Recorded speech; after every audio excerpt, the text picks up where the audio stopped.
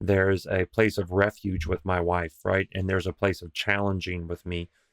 And obviously there's balances between both, but as a father, I want to help challenge and grow and callous my son a little bit so that he's ready to be a father one day.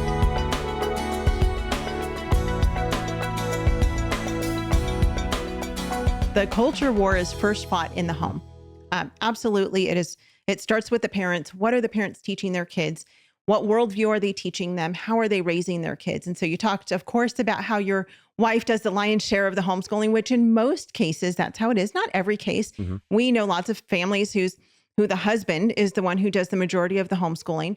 But overall, mom is typically the one who has taken on that role of homeschooling her kids. But dads have such an important role as well. Talk about that. Why does dad even matter? Because I mean, dad goes off and he works and he provides for the family and provides for mom to be home to do this. But dad still has a really, really important role in the family. So what is that role? Boy, that is such a important statement, and it's so understated in today's society. One of the really big things with GoodTube Kids that I want to do is provide a positive male role model for both young boys and young girls. That positive male role model is so important for each of the sexes as they grow up.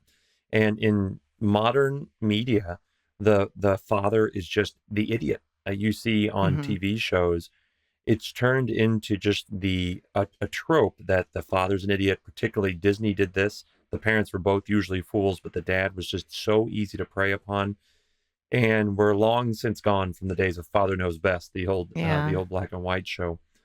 But fathers play a critical role in the erasure of the father's role, or fathers feeling like they don't need to play a role in the upbringing of their children has really leads to significant problems.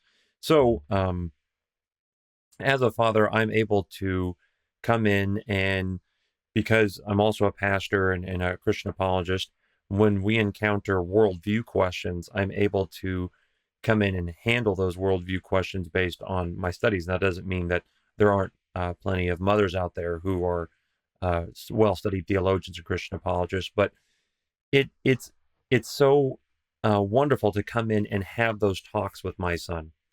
I'm also able to guide him and rear him in a different way than my wife would, because we're naturally gifted with different ways to encourage our youth. And so there's a place of refuge with my wife, right? And there's a place of challenging with me. And obviously there's balances between both. But as a father, I want to help challenge and grow and callous my son a little bit so that he's ready to be a father one day. And that's nowhere to be seen in the media. Yeah. That's nowhere to be seen in modern TV. And so if that's what our youth are taking in, is that's how a relationship works, that's what a man is supposed to look like.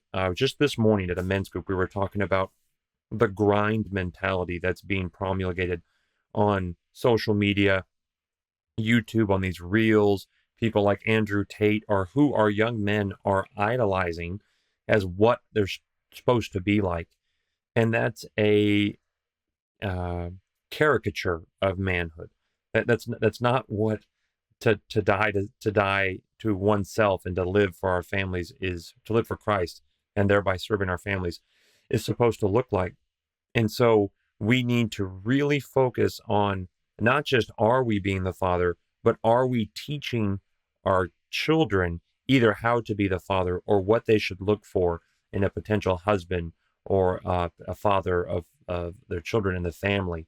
Are we showing them that in what we do? And so I was telling my son, the things I want you to get in every day are faith, family, and your fitness. And so he was understanding that these are the three things I want you to focus on, and work will fill in plenty of your time. But I got to make sure that, when I'm reading the Bible in the morning, he wakes up and sees me in my office.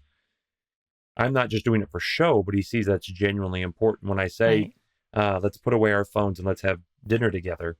Let's focus on our family. right? And when we focus on both our mental and physical fitness in order to be able to serve the Lord and to serve our families best, these are not the messages they're getting from social media, not the messages they're getting from YouTube and the like, but that father's role will be more impactful if he is intentionally persistent than any of those social media platforms. Yeah.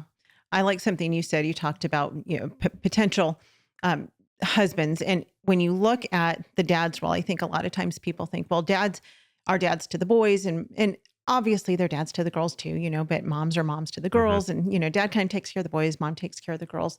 But I think as God designed the family, it's just as important for dad to take care of his daughters, because he is the one who is setting that example of what a godly man looks like. And exactly like you said, so that she will know growing up, this is what I need to look for in a husband, in a godly man. And so it's a high calling, and it's scary sometimes, both for mom and dad, because we're sinful and we hurt our kids and we hurt each other. And, that's where we go back and say, kids, we're really sorry. We've screwed up here, but let's reset. And this is what God's word says about who we are as a family and what my role is as father, what my role is as mother, and really trying to teach that to our kids through living it out.